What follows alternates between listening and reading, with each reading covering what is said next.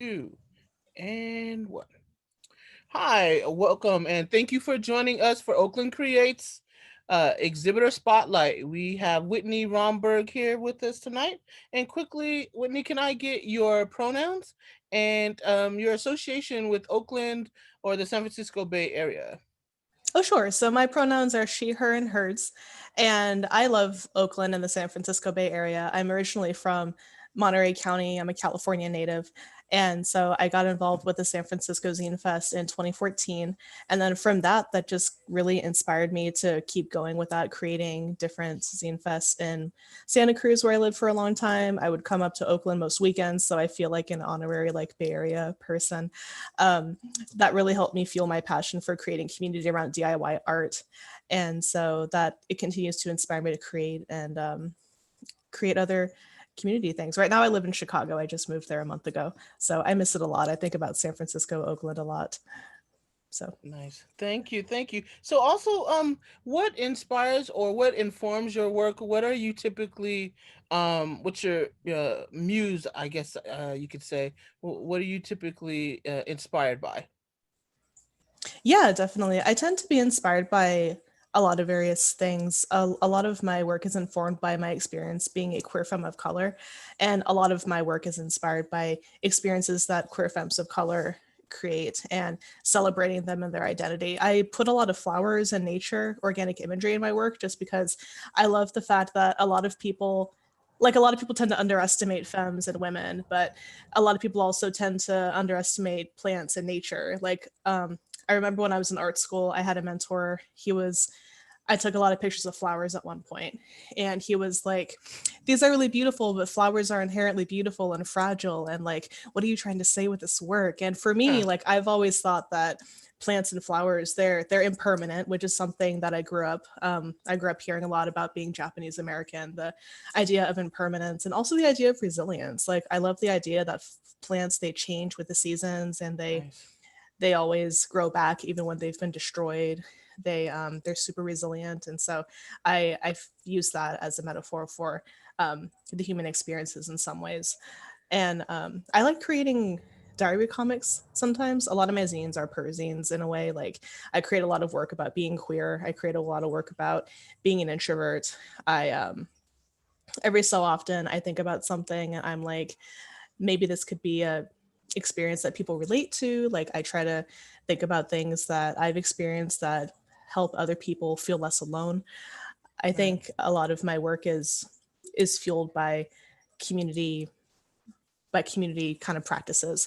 More recently, I've been working on a podcast. It's called Building Community. I love puns too, so it's community and then dash T, and Nice.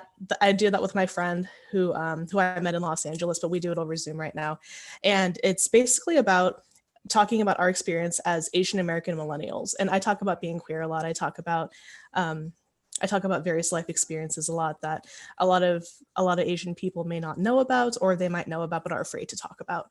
So Nice. that's my muse. It's trying to bring people together and also to tell my story as well because representation. Right. That was my next question is what actually inspires you to talk about your identity, your heritage, and you're saying just sort of shining a light on things that people might not automatically recognize as something that people of color or Asians would experience. Is that what I'm hearing? Or Yeah, definitely. I feel like growing up, we talk about representation a lot. I think a lot of people of color, we talk about not only just representation, but good representation. Because I feel mm, like when I think about how growing up, I'm a 90s kid. So it's like growing up in the 90s and I'm Asian American. I grew up in this really white town. And it's like, there was Mulan, who was just amazing. But there was also the whole stereotype of being like the really smart kid who didn't have any friends, who like oh, was right. really quiet and nerdy. And I wanted to I knew I wasn't really like that, even though I am introverted and I love comics, I love a lot of nerdy things, but I wasn't the type of person who didn't have relationships or wasn't I knew I the stereotype says that you're not really emotionally available if you're Asian. Mm, mm, Um, you're not very sexy, like you're never going to get a relationship. And I knew that I didn't want to be that. I knew that I mean, obviously, I'm a very sensitive person. I'm a Gemini Cancer, and so it's like, yeah, I wanted to shine a light on that, where it's like we do feel things and we do have experiences that are outside of this norm.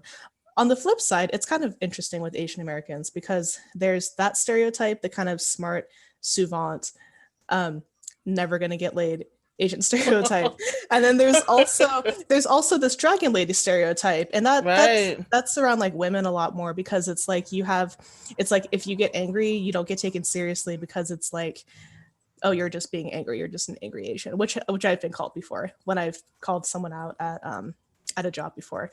And for me, it's Wow. like, why, if I looked different, maybe you'd think differently. And so I like to shine a light on that as well because growing up, a lot of it was, oh, don't talk about it, just push through it. But for me, it's like there's no pushing through it if you don't Right. talk about it. So Right. that's like my mission, I guess. That's amazing work though, because Thank it, you. like you said, you have to break through those stereotypes. Well, let's lighten up the mood a little bit with some All more right. sillier questions. I love it. So, excuse me. So I've asked everybody if you could only eat three foods for the rest of your life, what would those three foods be? Excuse me. I really like questions like these because I like overthink them a lot. So I probably vegetarian burritos from Mm, California nice. because you get the beans and the rice and the avocado and the sour cream, and so there's protein and carbs. So I think that's a balanced meal.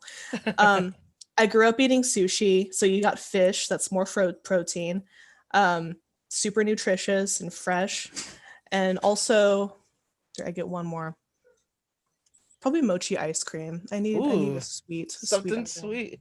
This Yeah. that's great. Common sense. And then one more question. Oh my God, sorry. Of Oh, you're course, good. now that I'm interviewing. So if you were stranded on a desert island and only could bring only three people with you, what three people? It could be a celebrity, someone alive, dead, family, animal, pet.